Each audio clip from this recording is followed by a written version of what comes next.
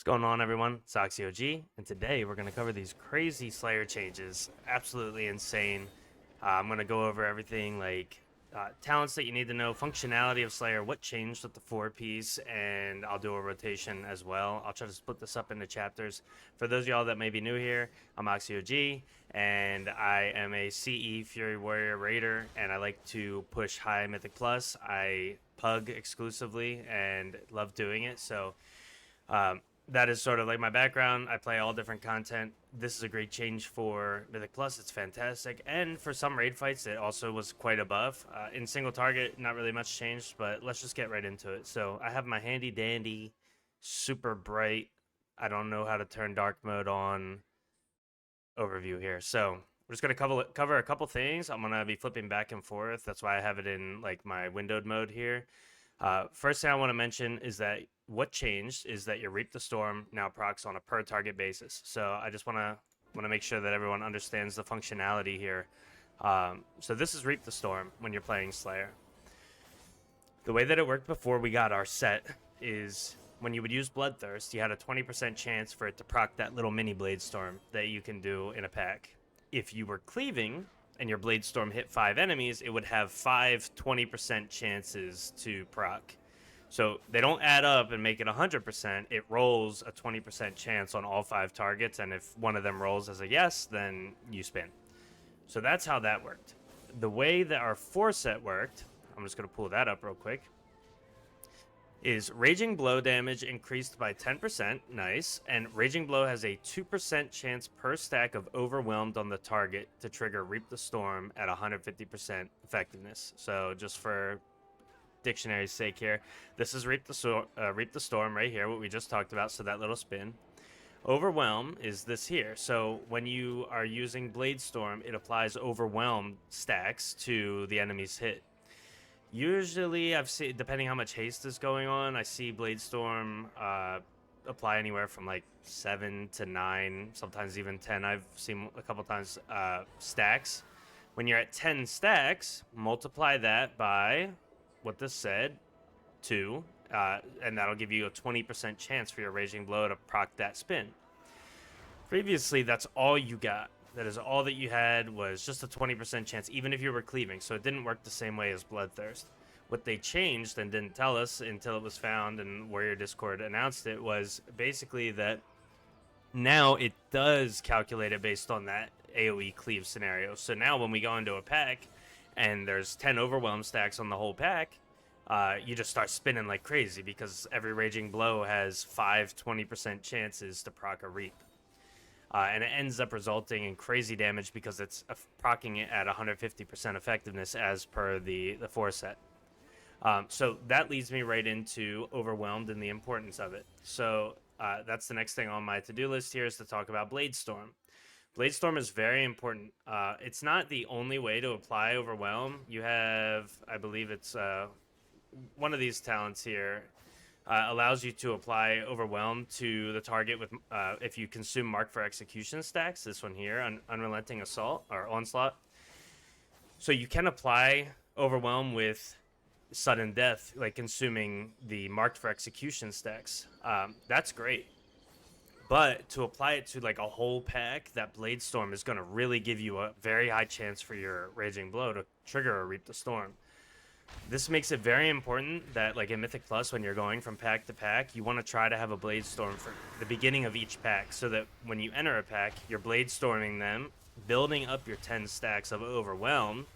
That's then going to translate to having 20% chances at Raging Blow. If you go into a pack without Bladestorm, you're going to feel like whenever you use Raging Blow, you're not really doing Reap as much. You may still have a slight chance, but without those Overwhelm stacks, you're not going to be getting the procs. So if you ever are playing and you're wondering, like, I'm just not getting as many stacks as I see other people get, it might be because you're not Bladestorming in a pack first. So you always want to try to have that. Don't sit on it for too long. You farm it back quick, especially if you're consuming 2-3 stacks of Mark for Execution, which reduces the cooldown of your Bladestorm when you use Sudden Death to consume them. But you do want to make sure that you have it for the pack, either at the top of the pack, or it can be a little bit after. Like, if you use it and you're going to have to wait 10 seconds into a pack, let's say you're running a 14 or a 15, it's not a terrible thing to have to wait a couple. They live a long time anyway, so don't sit on a Bladestorm forever, but just know that you kind of need to have it for that next pack and the next one and the next one. So very important right there.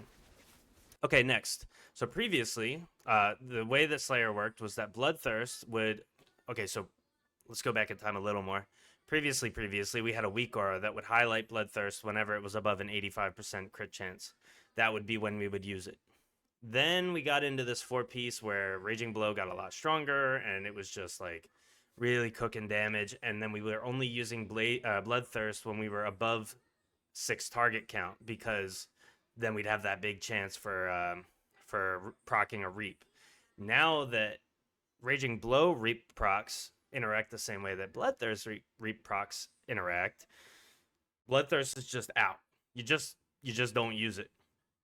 You don't use it so much that many people are dropping like all Bloodthirst talents so that they can just go full Raging Blow. So show you some options here for talents. Let's go into Odin's Fury, which a lot of people are happy to hear about.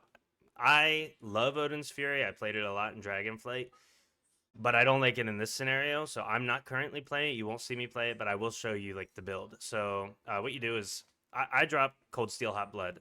It does give you a little bit of extra healing from the leech, and the dot is chill, but since we never press Bloodthirst anymore, unless like it's a last resort. But I do want to mention, you will be casting Bloodthirst during your Bladestorm. Like, that's inevitable. It casts it every other time that it does damage because of this here, this Unhinged. So it's not like Bloodthirst isn't being used at all. So it's not completely worthless to have, like, a Bloodthirst talent. But this, if you wanted to go, like, the anti-Bloodthirst route, you would drop Blood Craze, Deft Experience, you'd put it in Critical Thinking, Odin's Fury, and Titanic Rage. The way that this changes things is now when you go into a pack, when you use Odin's Fury, it's gonna enrage you, and it's gonna give you 4 Whirlwind stacks, so you don't have to use Whirlwind whenever you have Odin's Fury up, which is nice. I think when I played it, I would always macro it onto my Avatar, which would then, when I cast Avatar in the pack, it would throw the Odin's Fury, and I could just get the blasting because I wouldn't have to use... Oh, it's almost like a really, really strong Whirlwind is kind of like the way to think about it. So you can play this. This Critical Thinking is really nice because it increases your Raging Blow critical strike damage and also just gives you more crit. But the build that I'm currently playing is, if I just take these out, I leave 1 in here. I do not go in Unbridled Ferocity because this is just nice having the Raging Blow increased damage because of how much we're using it. I just go into Blood Craze and I go into Deft Experience. The other thing to note, if you're not going to take these 2 and you're going to put them down here like I just showed, you have to be ready for your Bladestorms to not like keep you enraged, because what these do is whenever you send out a Bloodthirst, which you do while you're Bladestorming, so like right while you're spinning, you're throwing out Bloodthirst automatically. That's what keeps like refreshing your enrage bar when you see that happening, and then sometimes it even like fully enrages you, which that's not because of this. That's because of a passive in your tree. But if you drop this, if you don't have a full enrage bar when you start Bladestorm, and you don't get one of those like small chance resets on your enrage from Bloodthirst, you'll just completely run out by the end of your end of your Bladestorm, and you'll be unenraged storming. And your end, you're gonna have to throw a Rampage, which is also not good. So that will lead me straight into the other talents I want to talk about. I went over this in my Fury Warrior guide for like 11.2 season 3. So I talked about this some. I talked about a lot of this, but I just wanted to cover everything since we're actually playing this build now in Mythic Plus. So 2 things. We have Slaughtering Strikes and Brutal Finish. And this is why you don't want to use a Rampage to get re-enraged right after a Bladestorm. So Slaughtering Strikes is, it causes, Raging Blows cause every strike of your next Rampage to deal an additional 20% damage, stacking up to 5 times for a total of 100% increased damage. Alright? And then Brutal Finish causes your Rampage after your Bladestorm, the next one that you do, the next Rampage, deals 50% increased damage. So this Brutal Finish, coupled with, let's just say you get all 5 stacks of Raging Blow, like you hit 5 Raging Blows here before you send a Rampage after a Bladestorm, it's going to be a lot of increased damage on that rampage, and it's going to cook, especially in single target. But even in multi, it's good. So I have a little combo that I do that I try to always line up, but sometimes I get myself like my brain explodes. But I have a combo that I like to do with this on multi-target, and I'll show it to you in a second. Um, I think I'll do the rotation first, and then actually I'll talk about priority, and then we'll do the rotation. So this is why you don't want to run out of enrage from a Bladestorm and have to rampage after it, which is why I value Deft Experience so much. So if you're wondering why I'm running this build instead of the Odin's Fury, I feel like it's much easier to execute, and I just like it more. One last thing I want to mention from talents is you can drop Uproar and Thunderous Words here, these two capstones, and you can go into Cruel Strikes, both of them. It increases your execute damage, which we use all the time, so that's great, and also increases your crit by 2%. You would want to use this on dungeons where maybe your group comp doesn't have good single target and you just want more single target.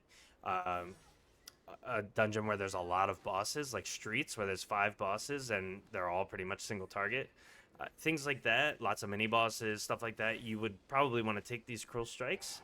If you're wanting to focus more on AoE, you can just go this so that you can run Thunderous Roar more efficiently, like quicker. It's 45-second cooldown. All right, I want to talk about priority of spells, and then we'll get into the rotation, and then, I don't know, closing thoughts, and that'll be pretty good. So let's go over this Prio. So your number one priority is Enraged. You have to be Enraged. It increases your damage based off of your mastery. So if you have 58% mastery, it increases your damage while Enraged by 58%. So, and there is diminishing returns with that, so just keep an eye, follow your sims, and go from there. Second is to have stacks for cleave. This is mainly for AoE. Single target hasn't changed. You mainly just, it's very similar for single target, you just want to make sure that in AoE you have these whirlwind stacks for cleave. So you need to be cleaving if you're in AoE. You don't want to drop stacks because then you're just single target attacking. Number 3. Okay, so I will link it in the description. I don't use it myself, and I'll tell you why. But there is a weak aura that will highlight sudden death whenever it is like most beneficial to use. Basically, whenever it's like going to have the biggest reward for you to use, which I believe right now is coded for 3 stacks of Mark for Execution. So I go off of tracking it myself, and I try to always aim for 2 to 3 stacks of Mark for Execution is what I'm using sudden death on. So for those that don't know, Marked for Execution, what it does, and I believe I have it right here somewhere. Sorry, this one I can never find.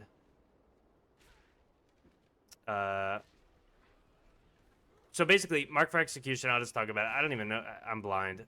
Marked for Execution increases damage, but most importantly, for each stack, it will reduce the cooldown of your Bladestorm by 5 seconds, up to 3 stacks. And so I believe the weak aura tells you to use it on 3 stacks mainly, or if like, well, I'll get into the others, on 3 stacks mainly. I use it on 2 or 3, and the reason why is because I do it for timing, like based on if I have Enrage about to fall off, if a pack's about to die and I need to use it to get Bladestorm back in time for the next pack. Like, I don't want to just rely on the weak aura. I tend to just track it myself. I do try to send it on 3 stacks most of the time, but also if you always send it on 3 stacks, I feel like sometimes you stack those Mark for Executions up quick. And so I just imagine in my head when it hits 3 stacks, I'm most likely maybe not more often than not, but sometimes going to a 4th stack that is then just kind of pointless because you can't go over 3. So if you don't consume it right once you hit 3, and maybe you use like a GCD, that GCD might have gotten you another stack that it's gone into the void, like it's gone. So I just go off of 2 to 3 stacks of Mark for Execution. I track it right above my like Enrage bar. Sudden death is about to fall off, like you're about to lose your sudden death proc. You don't want to lose it because then you may not get another one, and then everything could just go out the window. You have 2 stacks of sudden death because at that point you're going to start overcapping, and you'll, just like with the Mark for Executions, you'll be sending them to the void. Like if you're at 2 stacks, any procs that you might be getting are just gone. They're gone. And it's very important to get your Bladestorm back. Or your Ashen Juggernaut is about to fall off. So if that happens, Ashen Jug, it basically just increases the crit strike damage of your... It increases the critical strike chance of your execute by 10%. Yeah, so you want all 5 stacks of them as much as possible. So you don't want them to fall off. So that's my conditions I go off of. But if you want like to just like turn brain off and follow Shiny Light, you can just download the weak aura. I'll put it in the description. I'll find it, and I don't use it, so I just got to go find it, and I'll leave it for you guys. Next is if you are over 115 rage, so this is greater than. So if you rampage, if you're higher than 115 rage, the reason why is because rampage still does reduce the cooldown of your recklessness and your Bladestorm by 5 seconds, and so it is really important still. You don't want to overcap like endlessly on rage. The only reason that you would want to, and honestly, I should add this in here, just as like a 3.5, is slaughtering strikes, raging blows. So that's those ones that I was mentioning where you're building up this after a Bladestorm, you're building up like the 20%, as many as you can before your enrage falls off, which I'll show you. Those are important. Even if you're overcapping, you want to send them. They're good as long as you're enraged. After that, it's just going to be Raging Blow. This is what you're going to use the majority of the time. It looks like it's far down the list, but honestly, this one's, you know, not rare, but it's not very often. These are just part of your rotation. This is a passive, and so really there isn't much above Raging Blow when you really look at it. This is our bread and butter right here. After that, you're going to be sending Sudden Deaths. If you don't have any Raging Blows, send Sudden Death. Again, don't do that. If you're above 115 rage, though, then you would send a rampage. If you are no sudden deaths, no raging blow, but you have rampage up even at like 90 rage or whatever, send that. Execute, and then bump down to the next page is Bloodthirst. So Bloodthirst would be down here. It is bottom of the barrel. It's no bueno, no good. And then you got Whirlwind. So this is just like you have nothing. You have absolutely nothing, and so you just Whirlwind to just try to farm it out. And it does happen. It definitely happens. So that is my little presentation. Oh, nope. And now let's do a rotation. Oh, presentation, rotation. We rhyming at ya. So, okay. I get nervous when I'm recording, so hopefully I don't mess this up. I have the tracker here, the other tracker right here. Damage over here. I'm going to use a battle pot. Let's get it. So basically what I'm going to do, I'll just walk you through what I'm doing here. I have a macro, which I covered in my Fury Warrior guide. It is to cast Recklessness, then Avatar, then Bled Fury, because I'm an orc. So I'm going to cast that. I'm going to charge in. I'm going to use a Whirlwind in the middle of my charge, which will give me enough rage since I'm out of combat to use a Rampage, and it will give me cleave stacks. You'll see me do it. After I Rampage, I'm going to use Thunderous Roar, and then I'm going to use Bladestorm. After Bladestorm, I will still have 3 cleave stacks because I used a Rampage after I use Whirlwind. I will have 3 cleave stacks. With these 3 cleave stacks, what I do is I do a Raging Blow, which should get me a Reap if I apply enough Overwhelm stacks. A Raging Blow, Raging Blow. If I still have a lot of time left, I'm still testing this. If I still have a lot of time left on Enrage, I will do a 3rd Raging Blow to get another stack of that Slaughtering Strikes, then Whirlwind and Rampage, and then keep it going with Raging Blows. Doesn't happen very often. It can happen in like Lust and stuff in AoE.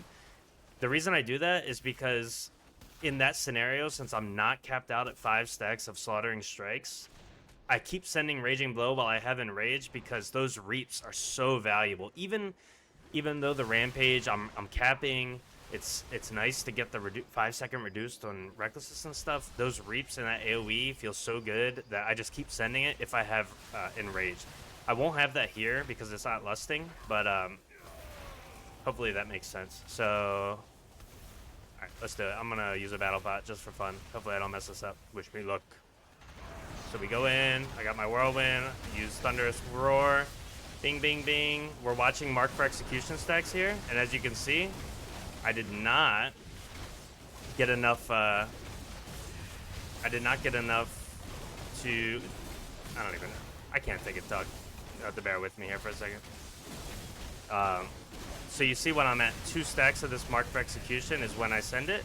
But I try to send it on 3 when I can, but just kind of depends. So now we can full send this. Typically what I would have done there is Whirlwind and Rampage first before Bladestorming, so that I would be left with those 3. I don't know why I just did that, because I'm talking, but hopefully this makes sense.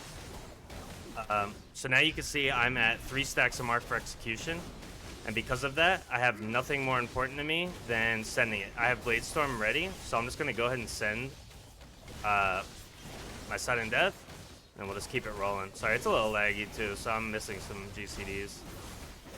When I see Ashen getting ready to fall off, I just full send it, and we're feeling good. The damage is nuts. So I'll show you guys a damage breakdown real quick. We take this. Let me show you a damage breakdown. So you can see Raging Blow is nuts, but Reap the Storm, this is what changed that really set us into a whole different league. The Reaps are just nuts. They're popping off, but Raging Blow does crazy damage too. So this is what we're looking at here. There's some stuff down here like that random heroic throw I did. If you decide to go into Odin's Fury and Titanic Rage, you can expect to have slightly more AoE damage. If you go this route, you can expect to have slightly more boss damage. So because Slayer Fury is so good at boss damage, I'm fine with this build anyway, but you know, there is options. If you want to try out this Odin's Fury build, be my guest. I would love to see you guys do it, and let me know what you think. So that is my Slayer updated guide. My other one was getting pretty outdated at this point after all the changes and things that we found out. So I hope this helped you guys a lot. I really appreciate everybody for coming and watching. If you are new here, please feel free to let me know what you think of the video. Like, comment, subscribe. Come back for more. I post Mythic Plus videos. I post raid content. We are so close to killing Forge Weaver. Hopefully he dies tonight. And then Fractalus, we will one-shot. Just kidding. Probably not. I'm getting ahead of myself. But nah, stay tuned. I appreciate y'all for being here. See you in the next video. Thanks for watching. Have a great day. Peace.